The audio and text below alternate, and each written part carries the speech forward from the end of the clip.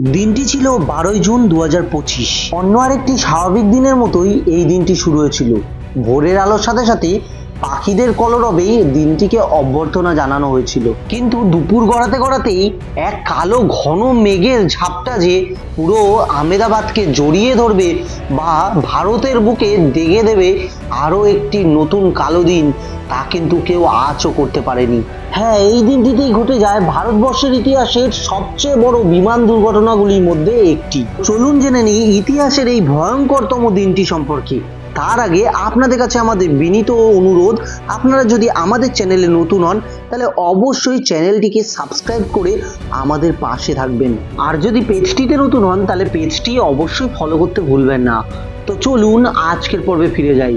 আজকের গল্পটি শুরু হয়েছিল গুজরাটের আহমেদাবাদের সর্দার বল্লভভাই প্যাটেল আন্তর্জাতিক বিমানবন্দর থেকে। শিডিউল অনুযায়ী AI-171 এয়ার ইন্ডিয়ার বিমান ছেড়ে যাওয়ার কথা ছিল 1:38 লন্ডনের উদ্দেশ্যে।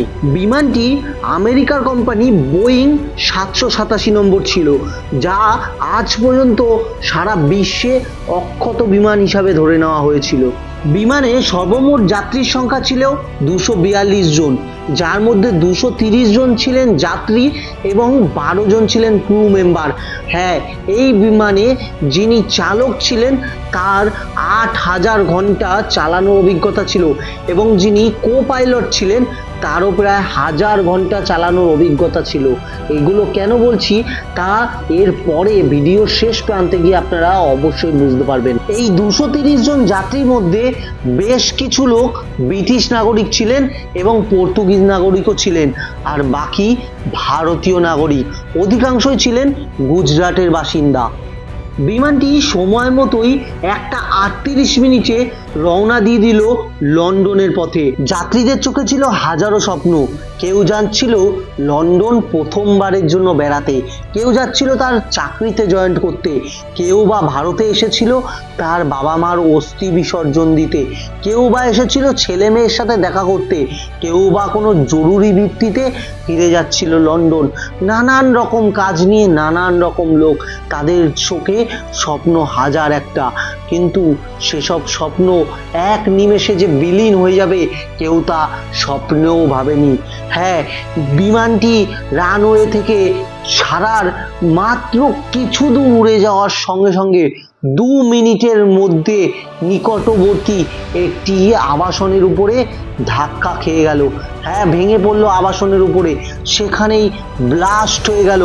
যেহেতু একটা বোঝাই করা ফুয়েল নিয়ে বিমানটি উড়ে যাচ্ছিল, যেহেতু অনেক দূরের রাস্তা যেতে হবে, তাই প্লেনে ছিল বোঝাই করা ফুয়েল, আর সেই ফুয়েলে আগুন লেগে যেতেই বিমানটি সঙ্গে সঙ্গে ব্লাস্ট করে গেল।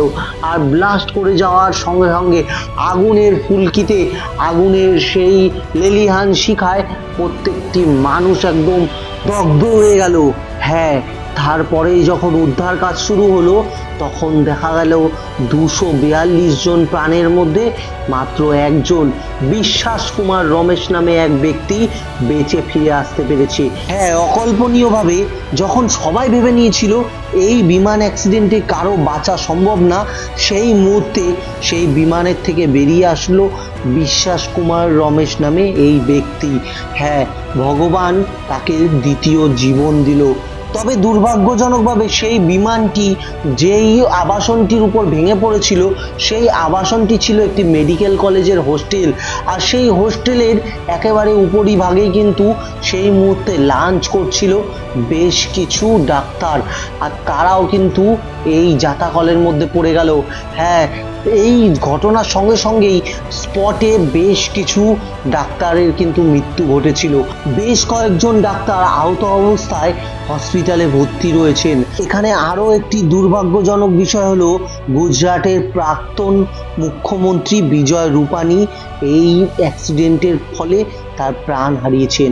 হ্যাঁ, এরপরে কিন্তু ভারত সরকার থেকে শুরু করে গুজরাট সরকার দ্রুততার সাথে এই সমস্ত পরিস্থিতি সামলানোর চেষ্টা করে, দ্রুততার সাথে উদ্ধার কার্য চালানো হয়। আর এর সাথে কিন্তু প্রশ্ন উঠছে হাজার একটা। এয়ার ইন্ডিয়ার এই বিমান বোয়িং 787-তে আগের থেকেই অভিযোগ উঠছিল নানান রকম।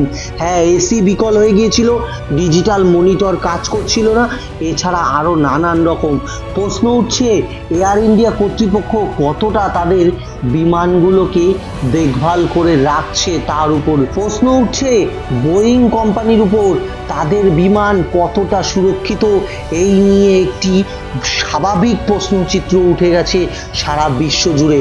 প্রশ্ন উঠছে ভারত সরকারের বেসামরিক যে বিমান দপ্তরটি আছে তার উপর, তারা কতটা এই বেসরকারি বিমান সংস্থাগুলির উপরে নজরদারি কি আদৌ চালাচ্ছে তা নিয়ে কিন্তু অবশ্যই প্রশ্ন উঠছে।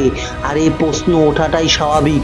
আর এই প্রশ্ন ওঠা থেকে আগামী দিন কেউ শিক্ষা নেয় কি না, হ্যাঁ, তার দিকে কিন্তু নজর থাকবে সমগ্র ভারতবাসীর। হ্যাঁ, এই বিমানের ব্ল্যাক বক্স উদ্ধার হয়েছে, যার দ্বারা আগামী 6 মাসের মধ্যে জানা যাবে ঠিক কী কারণে এই বিমানটি ভেঙে পড়লো, কী কারণে বিমানটি আকাশে উঠতে পারলো না, তা কিন্তু জানতে পারবো আমরা। তবে এর থেকে শিক্ষা নিয়ে আগামী দিন যাতে একটি প্রাণও না যায়। আজকাল রেল বলুন আর বিমান বলুন কোথাওই কিন্তু সেফ নেই।